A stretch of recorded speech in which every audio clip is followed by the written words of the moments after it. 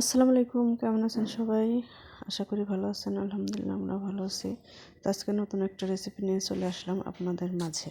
রেসিপিটা হচ্ছে শুটকি ভর্তা। তো আমরা পাবনার মানুষ কীভাবে শুটকি ভর্তা করি সেটা আপনাদের সঙ্গে শেয়ার করব। শুটকি আর শুকনো মাছটা লাল লাল করে ভেজে নিয়ে কাঁচামরিচ, রসুন, পেঁয়াজ এগুলো ভাজতে হবে। তো এগুলো ভেজে চুলার উপরে রেখে দিয়েছি মশমশা থাকার জন্য। এখন পেঁয়াজ মরিচটা ভাজবো লাল লাল করে। শেষে ধনে পাতা দিতে হবে। ধনের পাতাটা পরে দিলে সেন্টটা ভালো থাকে। তো এখানে সব কিছু ভেজে নিয়ে রেডি করে এখন আমরা শিলপাটা নিয়ে বসবো। তো আমরা পাবনার মানুষ শিলপাটা বলি। তো মরিচটা লবণ দিয়ে গুঁড়া করে নিয়ে তারপরে শুটকি দিতে হবে, তাহলে দুটো সুন্দরভাবে পাউডার হবে। তো এই যে এখন শুটকিটা দিয়ে দিচ্ছে। তো ভর্তাটা আমি বানাচ্ছি না, আমার আপা করতেছে।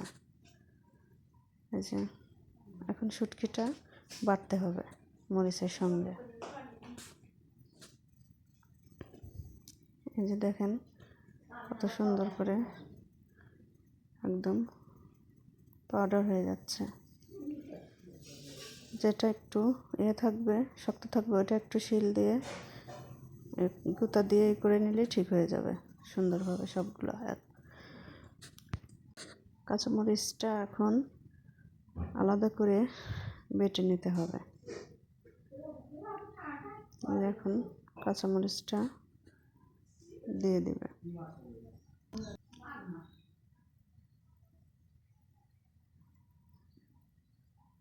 এখন পেঁয়াজ মরিচটাও দিয়ে দিবে। সবগুলো একসঙ্গে বেটে নিতে হবে। ভর্তাটা কিন্তু অনেক মজা। তো আপনারা কিভাবে খান সেটা আমরা জানি না। তো আমরা পাবনার মানুষ এই শুটকি ভর্তাটা এরকম করেই খাই, অনেক ভালো লাগে আমাদের। তো সব কিছু মিক্স করে এখন আরেকবার বেটে নিতে হবে। এখন মাখানো হচ্ছে।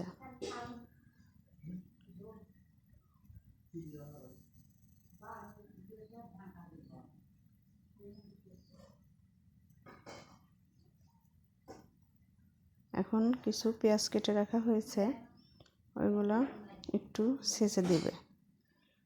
এই কাঁচা পেঁয়াজটা হালকা একটু ছেঁচে দিলে অনেক মজা লাগে।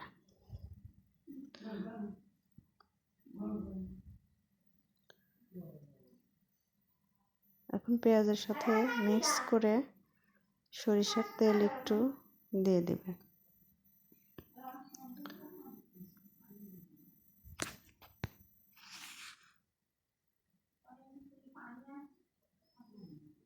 এই যে তেলটা দিয়ে দেওয়া হয়েছে। এখন সুন্দর করে মাখিয়ে রেখে পাটা আগে একটু টেস্ট করে নিতে হবে লবণটা ঠিক হয়েছে নাকি। যে যেমন খান লবণ ঠিক তেমনই দেবেন। তো পাটা একটু আমরা রেখে দেব, আর বাকিটা তুলে রাখবো।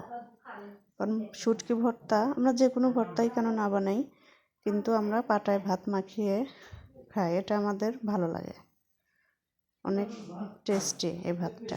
শুটকি ভর্তা বানাবো কিন্তু পাটায় ভাত মাখিয়ে খাবো না, সেটা তো হবে না।